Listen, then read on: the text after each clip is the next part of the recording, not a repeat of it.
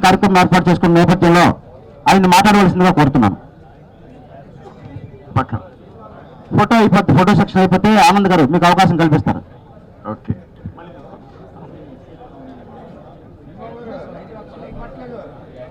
Visakhapatnam journal అది ఆఖరి పెట్టుకుందాం సార్. ప్రధానంగా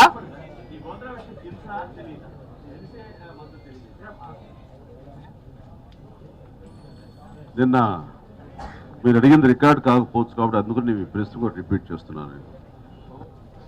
వాస్తవం ఏమిటంటే నిన్న ఆయన నిమ్స్ నుంచి మాట్లాడుతూ ఆయన కొంచెం ఆరోగ్య సంబంధించిన ఇబ్బందులు ఉన్నాయి కాబట్టి నేను వారితోటి మా అధ్యక్షులతోటి నాతోటి కూడా మనం మాట్లాడడం జరిగింది. అవి కేవలం అవాస్తవం.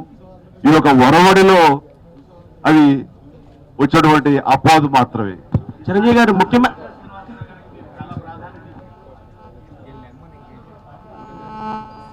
మనస్తాపానికి గురవుతున్నాయి. కష్టపదులుగా తెలుసుకున్న తెలుగు వ్యక్తి ఆనాటి ముఖ్యమంత్రి కిరణ్ కుమార్ రెడ్డి గారు సిడబ్ల్యూసి నిర్ణయం తీసుకున్న తర్వాత ఆయన అందరినీ పిలిచి ఎలా ఉంది ఏం చేద్దామన్నారు. అప్పటికే కొన్ని నెలల క్రితమే ఆయనకు తెలుసు ఆ విషయం. ఒక రకంగా చెప్పాలంటే విభజన లేకుండా శ్రీకృష్ణ కమిటీని చర్చించిన తర్వాత అంతర్గతంగా ఏదైనా స్పెషల్ ప్యాకేజెస్ వాళ్ళకి ఇద్దాము, అది కూడా ఒక ఆప్షన్ శ్రీకృష్ణ కమిటీలో తెలంగాణకి.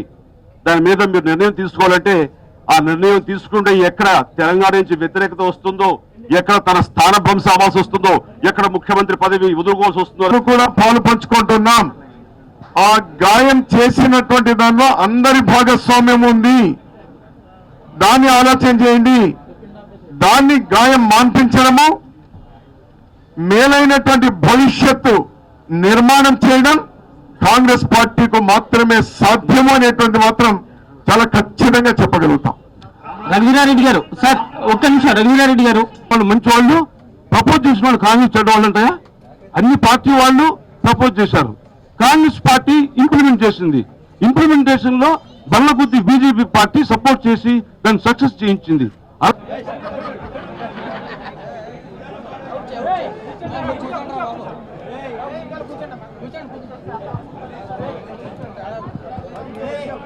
దయచేసి అందరూ ఒకసారి కూర్చోవాలి ప్లీజ్. జర్నలిస్ట్ మిత్రులందరూ కూడా ఒకసారి కూర్చోవాలి ప్లీజ్ ప్లీజ్. ఒకసారి జర్నలిస్ట్ మిత్రులందరూ కూడా దయచేసి కూర్చోవాలి ఒకసారి. 100 రూపాయలు ఒక్క నిమిషం. 100 రూపాయలు నూతన ఆంధ్రప్రదేశ్ కు కాబోయేటువంటి ప్రభుత్వమే కొత్త రాజధానిని ఎంపిక చేస్తుంది. దానిలో ఎవరికి ఎటువంటి అనుమానాలు ఉండాల్సినటువంటి అవసరం లేదు. కమిటీ ఏం చేస్తుంది? ఇప్పటికే తిరుపతి కావాలనేవారు, కర్నూలు కావాలి అనేవాళ్ళు, గుంటూరు కావాలి అనేవాళ్ళు, ఒంగోలు కావాలనేవాళ్ళు, విశాఖపట్నం కావాలనేవాళ్ళు, విజయవాడ కావాలనేవాళ్ళు, రాజమండ్రి కూడా ఉందట. No wrong. 13 జిల్లాలు కూడా అడగడంలో తప్పులేదు. కమిటీ ఏం చేస్తుంది? వాళ్ళు ఎక్స్పర్ట్ ఒపీనియన్ ని వాళ్ళు విశ్లేషణ చేసి ఇస్తారు. కాంగ్రెస్ పార్టీ అధికారం ఇస్తే ప్రజలు మేము వీలున్నంత వరకు కాన్సెన్సస్ ఒపీనియన్ తీసుకుంటాం. అదేవిధంగా అన్ని విషయాల్లో కూడా రాష్ట్రానికి ఉపయోగమైనటువంటి అనుకూలమైనటువంటి ప్రాంతాన్ని గుర్తిస్తాం. కమిటీ చెప్పింది cannot be final, they will only assist the next new government. అలానే మీరు న్యూ క్యాపిటల్ మళ్ళీ మీరు అడుగుతుంది ఇంకోటి, ఏ విధమైనటువంటి చేయబోతారు? అది చేయడానికే ఇప్పటికే మేము పూనుకున్నాం. కేవలం మా కేంద్ర మంత్రులు మాత్రమే అడిగినారు, మేమెవరూ అడగలేకుండా పోయినాము. అయినా ఇప్పటికే చట్టపరంగా కానీ ప్రకటనలో కానీ కొన్ని రాయితీలు ఇవ్వడం జరిగింది. వాటికి తోడు అదనంగా మేము అడిగి వచ్చినాం, మేము అనుమతి తీసుకున్నాం. వాటిని రేపటి రోజు ఏఐసిసి మా ఎన్నికల వాగ్దానంలో కానీ పిసిసిలో ఎన్నికల వాగ్దానంలో కానీ మా విజన్ డాక్యుమెంట్ లో కానీ ఏ విధంగా అభివృద్ధి చేయబోతామనేది కూడా చాలా స్పష్టంగా చెప్పడం జరుగుతుంది. Thank you very much. మీరందరూ కూడా మమ్మల్ని ఆహ్వానించి ఒక్క నిమిషం విజయ్ మీరు ఒక ప్రశ్న వేశారు. తెలుగుదేశం బీజేపీ పార్టీ అలయన్స్ గురించి మీ అభిప్రాయం ఉంటుంది. I would like to clarify on this. మీకు అందరికీ తెలిసిన విషయమే, దాదాపు ఎన్నో సంవత్సరాల నుండి తెలంగాణకి ఏ బీజేపీ నాయకుడు వస్తే 24 hours will give the Telangana get into power. ఇప్పుడు ఇచ్చిన 100 days the will give power అన్నారు. ఇప్పుడు తెలంగాణ సపరేషన్ అయిన తర్వాత రాజ్నాథ్ సింగ్ మరి అరుణ్ జైట్లీ అందరూ వచ్చి మేము తీసుకొచ్చాము ఈ సపరేషన్, మాకు క్రెడిట్, మేము ఇచ్చామని బల్ల బుద్ధి చెప్పారు. అదే పార్టీ ఆ రోజు రాజ్యసభలో 10 గంటల సేపు డిబేట్ జరిగింది. భారత చరిత్రలో చిరంజీవి గారు ఒక క్రియేట్ చేసి సృష్టించాడు. ఏమనంటే ప్రధానమంత్రి ఉన్నారు, ప్రధానమంత్రి ఉన్నప్పుడే చిరంజీవి గారు ఏం చెప్పారంటే ముందు ప్రసంగంలో ఇది చాలా అన్యాయం, మేము ఒప్పుకోం విభజన చెప్తూ తాను మాట్లాడుతుంటే అరుణ్ జైట్లీ లేసి as per the parliamentary rules ప్రధానమంత్రి ఉన్నప్పుడు ఆయన కేంద్ర మంత్రిగా ఎలా మాట్లాడతారంటే కూడా రీడింగ్ ఏమి ఇచ్చారు, ruling nothing wrong, come let him speak అన్నారు. ఇలా డిబేట్ అయిన తర్వాత అందరం కూడా బీజేపీ దీన్ని బలపరచదు, ఓటమి కూడా చూసినారు.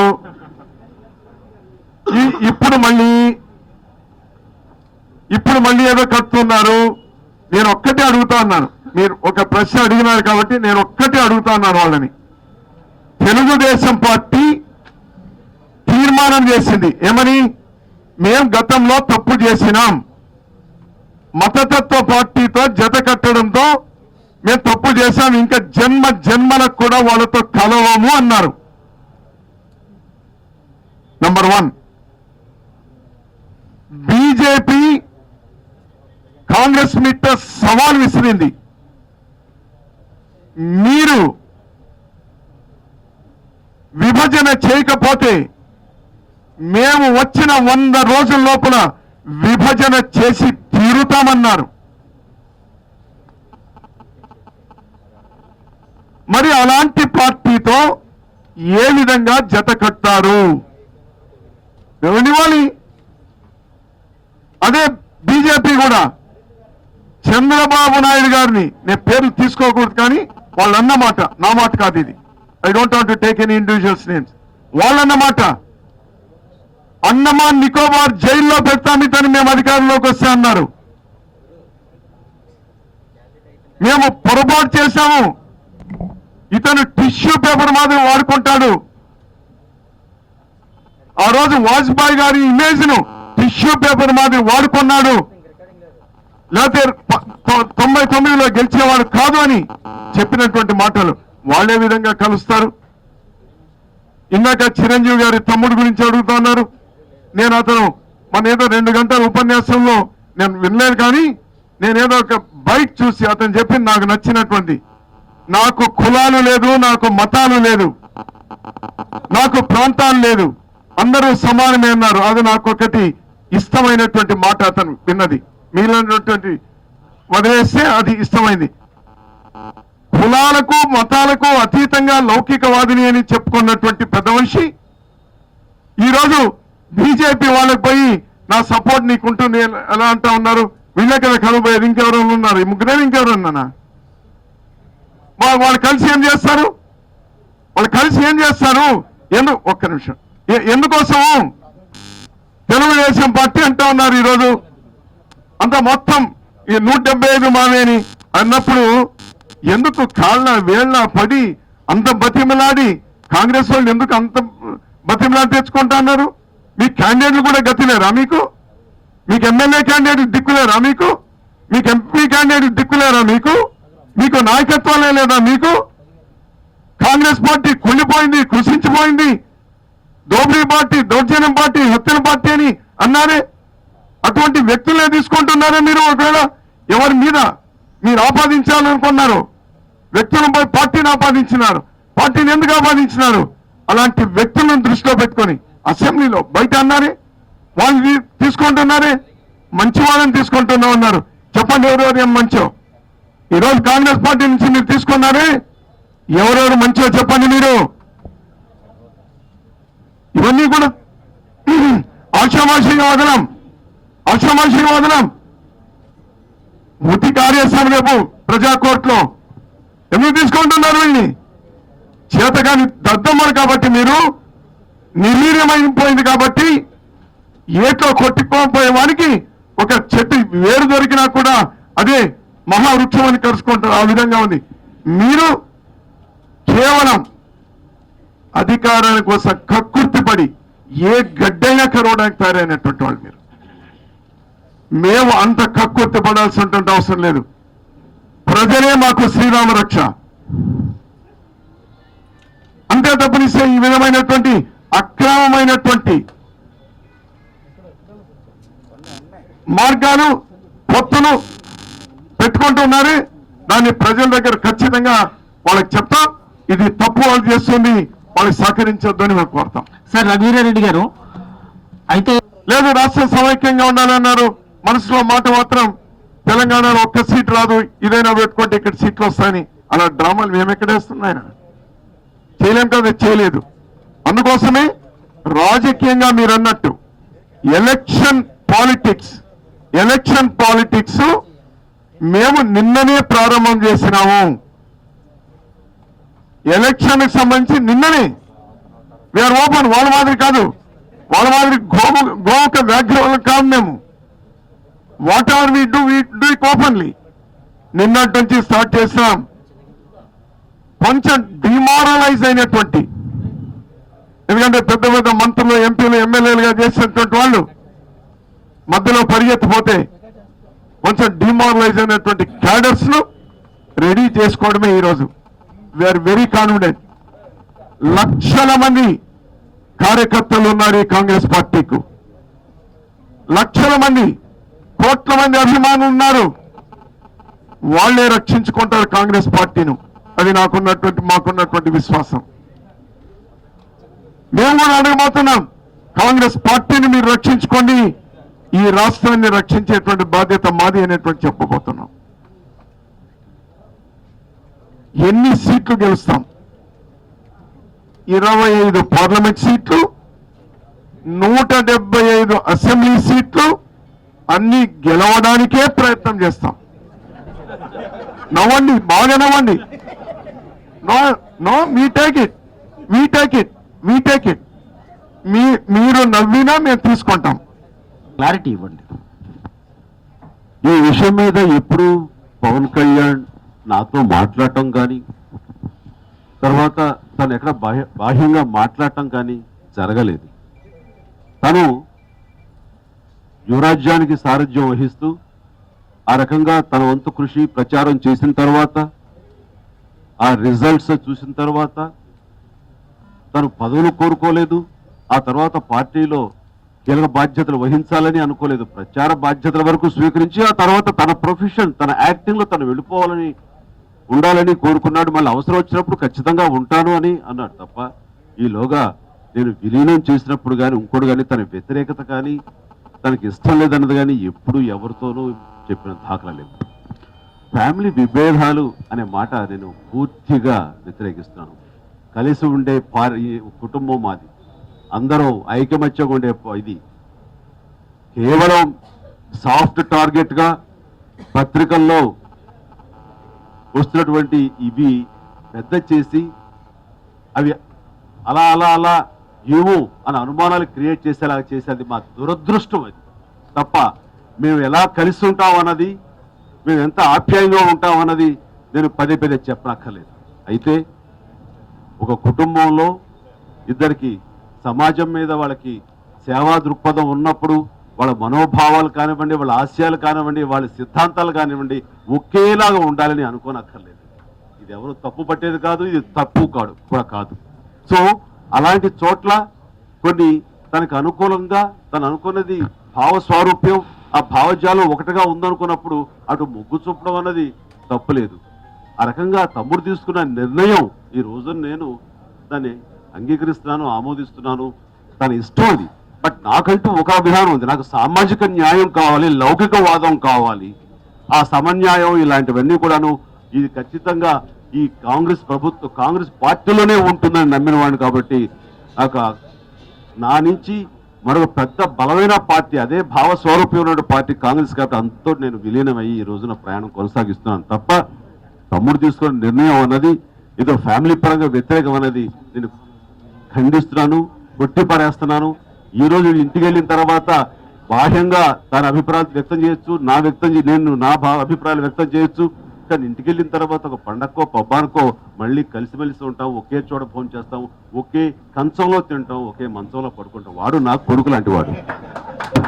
రఘునాథ్ గారు please, again talk too much on politics of party. ఆయన ఏ సందర్భంలో ఎప్పుడెప్పుడు ఏమన్నారన్నది మీ పత్రికలో వచ్చేటువంటి మాటలే నేను ఇక్కడ చెప్పగలను మీకు. ఇప్పుడు కిరణ్ కుమార్ రెడ్డి గారు గతంలో చేసిన వ్యాఖ్య తెలంగాణపై, తెలంగాణ రాష్ట్రం ఏర్పాటు చేసినా చేయకపోయినా కేంద్రం తీసుకునే నిర్ణయానికి కట్టుబడి ఉండాలి, ఉంటాను. Andhra Bhoomi 5th December 2010. తెలంగాణకు నేను అడ్డంకి కాదు, ప్రత్యేక రాష్ట్రంపై ఏ నిర్ణయం తీసుకున్నా శిరసా వహిస్తాను. 22 ఫిబ్రవరి 2011 ఆంధ్రజ్యోతిలో. తెలంగాణపై నిర్ణయాధికారాన్ని పూర్తిగా అధిష్టానానికే వదిలేశా. మాకేమీ వ్యతిరేకత లేదు, అభ్యంతరం లేదు. వ్యక్తిగత అభిప్రాయానికి అసలు తావే లేదు, చెప్పడానికి ఏమీ లేదు. అధిష్టానం ఏ నిర్ణయం తీసుకున్నా శిరసా వహిస్తాను. 30వ తారీఖు జూన్ 11 ఢిల్లీలో సోనియా మన్మోహన్ తోటి ఆయన భేటీ సందర్భంగా అన్నారు, అది ఈనాడులో. తెలంగాణపై తీసుకున్న నిర్ణయాన్ని శాశ్వత పరిష్కారం దిశగానే ఉండాలి. ఇది కూడా ఢిల్లీలో మేలో 11 2011. తెలంగాణపై కేంద్రం సరైన సమయంలో ఖచ్చితంగా నిర్ణయం తీసుకుంటుంది. నిర్ణయం తీసుకున్నాక దాన్ని గౌరవించి కాంగ్రెస్ పార్టీ ఏకతాటిపై నిలుస్తుందని నమ్ముతున్నా.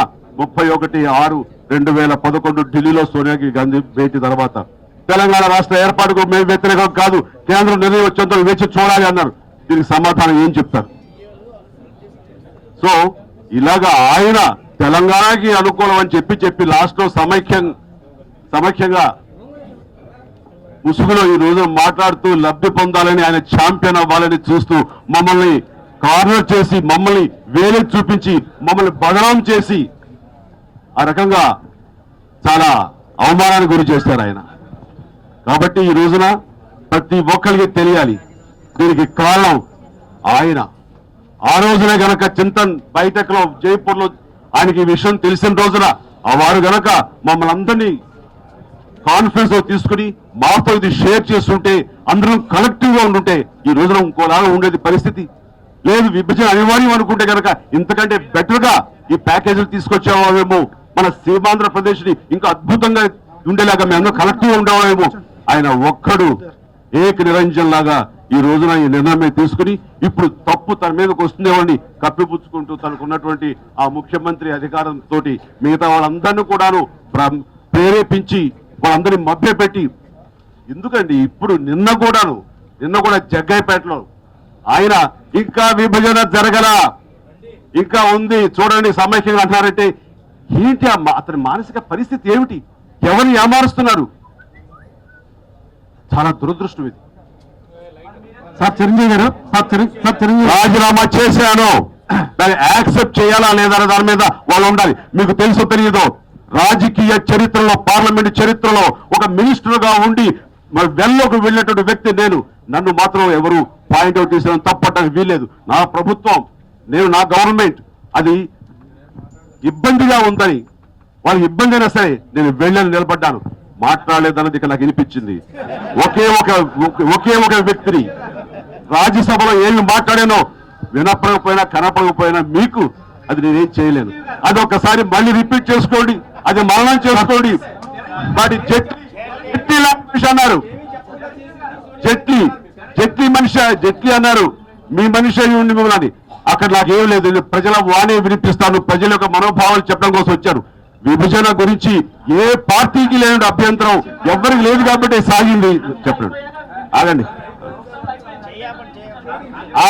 అయిపోయేదాకా తాత్సారం చేసి నిజాలు మాకు తెలియకుండా నేను చేస్తాను, నేను ఆడతాను, నా దగ్గర బ్రహ్మాస్త్రాలు ఉన్నాయంటూ ముఖ్యమంత్రి అన్నారు కాబట్టి ఆయన మీద మేము ఆధారపడి ఆయన ఏదో చేస్తారు కాబట్టి అనుకోండి మేమంతా అలా ఉండి ఆఖరికి ఏమీ లేక చేతులెత్తేసినప్పుడు ఆఖరికి మా వంతుగా అక్కడ ప్రజాగళాన్ని వినిపించిన ప్రయత్నం చేశాం.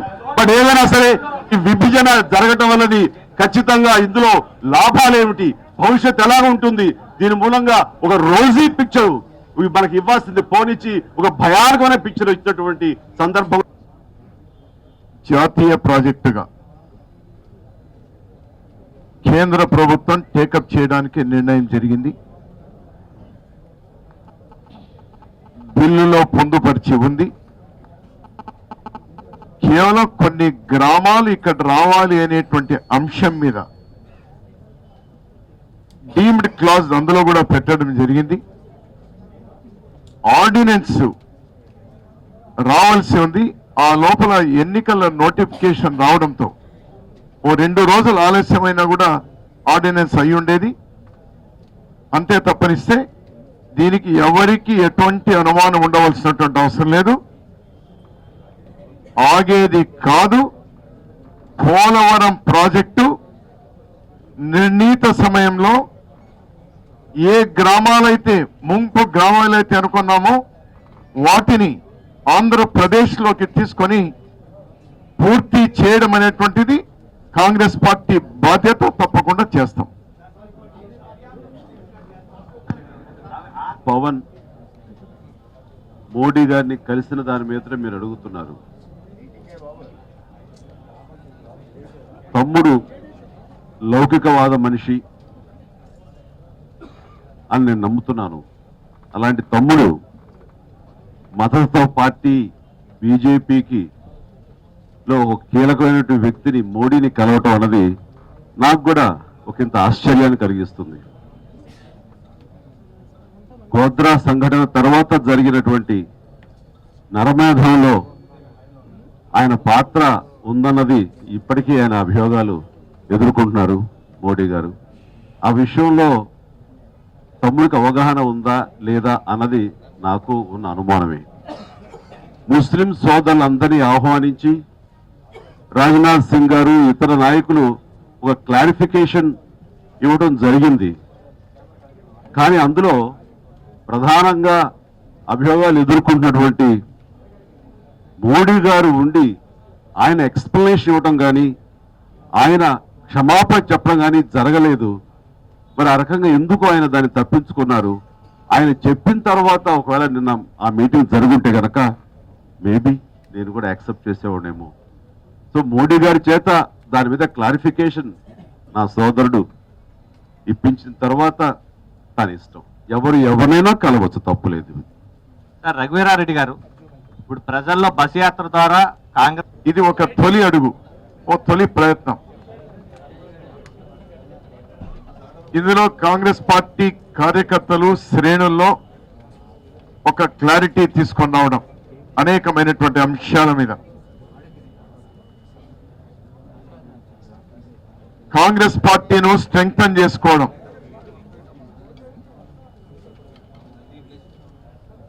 పెద్దలు చాలా మంది కాంగ్రెస్ పార్టీలో పదవులు అనుభవించి రాత్రికి రాత్రి ఎలక్షన్ నోటిఫికేషన్ వచ్చిన తర్వాత గోడలు దూకి వెళ్లిపోయినారు. అక్కడ కొంచెం నైరాశ్యం నెలకొని చివరికి నామినేషన్లు వేయనటువంటి పరిస్థితి కూడా ఉంది. ఎక్కడైతే నామినేషన్లు వేసినారో స్థానిక సంస్థల్లో అక్కడ ధైర్యంగా పనిచేసుకోండి, స్థానికంగా వాళ్ళు గెలిపించుకోండి అని చెప్పే ప్రయత్నం. లాస్ట్ బట్ నాట్ లీస్ట్, నూతనంగా ఏర్పడినటువంటి ఆంధ్రప్రదేశ్ మనందరికీ అయిష్టంగా ఉన్నా, మనందరికీ బాధగా ఉన్నా, అది వాస్తవమైంది. ఇప్పుడు ఇట్ ఈస్ ఇర్రివర్సబుల్. అలాంటి నూతన ఆంధ్రప్రదేశ్ను త్వరితగతిన నవ్యాంధ్రప్రదేశ్గా ఈ భారతదేశంలోని అభివృద్ధి చెందిన మొదటి రాష్ట్రంగా మలుచుకోవడానికి ఇప్పటికే పెద్దలు సోనియా గాంధీ గారు, మా యువ నాయకులు రాహుల్ గాంధీ గారు, మన్మోహన్ సింగ్ గారు చట్టరూపకంగా లేక పార్లమెంట్లో ప్రకటన రూపకంగా ఇచ్చినటువంటి కార్యక్రమాలు ఏ విధంగా దోహదపడతాయి, ఉదాహరణకు ఈ విశాఖపట్నం నుంచి చెన్నై వరకు ఒక కారిడార్ను ఇప్పటికే ప్రకటించి ఉన్నటువంటి విషయం కానీ, పోలవరం పూర్తి చేసేటువంటి విషయం, అంతర్జాతీయ విమానాశ్రయాలుగా మలుచుకోవడం, ఈ మెట్రో రైలు ఈ ఉత్తర కోస్తాకు ప్రత్యేకమైనటువంటి, ఉత్తర కోస్తా అండ్ రాయలసీమకు ప్రత్యేకమైనటువంటి ప్యాకేజీ, ఇండస్ట్రీస్ కు వచ్చే 10 సంవత్సరాలు ట్యాక్స్ ఫ్రీ ఇచ్చి వాళ్ళకి అనేకమైనటువంటి రాయితీలు ఇవ్వడం, ఇవన్నీ కూడా ఇన్ పర్టికులర్ చెప్తున్నా, ఇన్ జనరల్ ఆల్సో ఏ విధంగా ముందుకెళ్తాం. అదేవిధంగా ఈ ఎన్నికల్లో మా మేనిఫెస్టో ఏ విధంగా ఉండాలి, వచ్చే 20-25 సంవత్సరాల్లో ఈ ఆంధ్రప్రదేశ్ కు అన్ని హంగులతో అభివృద్ధి చేసుకోవడానికి ఒక విజన్ డాక్యుమెంట్ తయారు చేసుకోవాలి. ఈ అన్ని అంశాలు మాట్లాడుకోవడానికి కేవలం కార్యకర్తలతో కలవడానికి, మమేకమవడానికి ఈ ఫస్ట్ రౌండ్ ఆఫ్ ట్రిప్ అందరూ కూడా బస్సు యాత్రగా వచ్చిన ఇది తొలి ప్రయత్నం. దీని ముందుకు తీసుకెళ్తాం. దయచేసి మీరందరూ కూడా మాకు తోడ్పాటు ఇవ్వాలి, సహకరించాలని మిమ్మల్ని కోరుతున్నాం. మీ ద్వారా ప్రజానీకాన్ని కూడా కోరుతున్నాం. Thank you.